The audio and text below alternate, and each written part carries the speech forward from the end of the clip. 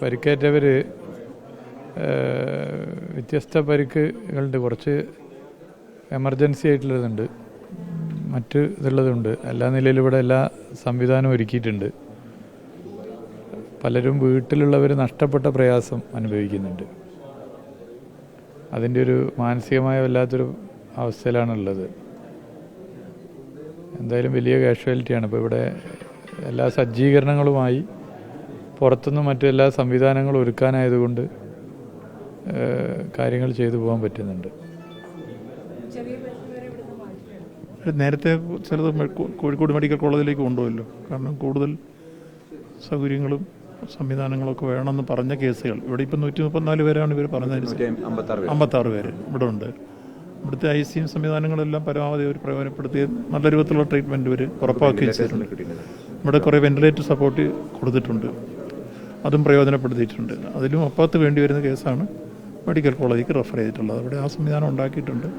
ആ കാര്യങ്ങളിൽ ഒരു കുറവുമില്ല. യെസ്.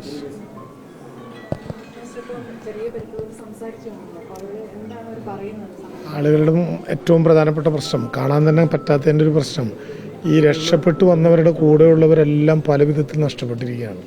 ചിലരെക്കുറിച്ച് അറിവില്ല, ചിലർ നഷ്ടപ്പെട്ടു എന്ന് ഇവർക്ക് ധാരണയുണ്ട്, ചിലർ ഇവർ അന്വേഷിക്കുകയാണ്. ആ പ്രയാസങ്ങളുണ്ട് സ്വാഭാവികമായിട്ടും. അപ്പോൾ സ്വാഭാവികമായിട്ടും ഇവിടെ ശാരീരിക പ്രശ്നങ്ങളിൽ മാത്രമല്ല, അത്യാവശ്യം ഒരു മാനസികാരോഗ്യം കിട്ടാവുന്ന വിധത്തിലുള്ള നടപടിക്രമങ്ങളും, അല്ലാതെ പത്തറ്റിക്കായിട്ടുള്ള ആളുകളുണ്ടാവും, അതിനൊന്നും പരിഹരിക്കാനുള്ള നടപടിക്രമങ്ങളും നല്ലതുപോലെ ആശുപത്രിയിൽ സൗകര്യങ്ങൾ ഒരുക്കിയിട്ടുണ്ട്. വേണ്ടി വന്നൊരു ICU തന്നെ സൃഷ്ടിക്കാവുന്ന വിധത്തിലുള്ള കാര്യങ്ങൾ ആലോചിച്ചിട്ടുണ്ട്. സർക്കാർ ഇപ്പോൾ 7 പ്രത്യേകമായിട്ടുള്ള വെന്റിലേറ്ററുകൾ ഇവർക്ക് കൈമാറിയിട്ടുണ്ട്. അതുകൂടി ഉപയോഗപ്പെടുത്തി കൂടുതൽ സൗകര്യങ്ങൾ ഒരുക്കുക. പിന്നെ മെഡിക്കൽ പ്രോട്ടോകോൾ നേരത്തെ തീരുമാനിച്ചിട്ടുണ്ട്. കുറഞ്ഞ അസുഖമുള്ളവരെ വൈത്തിരിയിൽ തുടരാനുവദിക്കുക, കൂടുതൽ കാര്യങ്ങളിലതിലേക്ക് കൊണ്ടുവരിക.